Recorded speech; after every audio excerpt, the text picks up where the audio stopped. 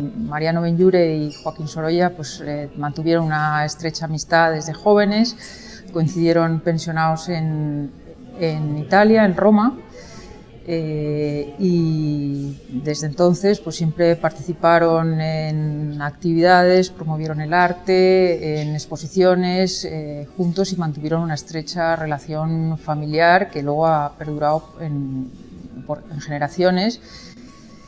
En esta sala podemos ver los dos retratos del fondo que Sorolla pinta de Lucrecia Arana, mi bisabuela. Llegó a ser la primera tiple del Teatro La Zarzuela, para la que compusieron los más importantes compositores de zarzuela del momento sus obras, para que ella las estrenara, y que dejó su carrera profesional para dedicarse a Mariano Benlliure y al hijo común de ambos, José Luis Mariano Benlliure, que podemos ver un retrato también pintado por Sorolla en el año 19,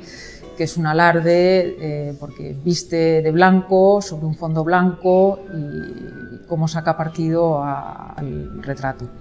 Mariano Benlliure le dedicó también a Sorolla, hizo dos bustos, uno en vida de Sorolla. El busto que también se expone en esta sala es una fundición póstuma a partir del modelo original de Benlliure, hecho en el año 18 por encargo de Huntington para la que iba a ser la Sala Sorolla en la Hispanic Society en Nueva York.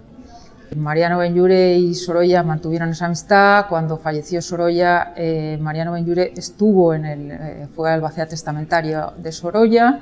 y estuvo en el patronato del museo, fundador del Museo Sorolla. Después de su generación, pues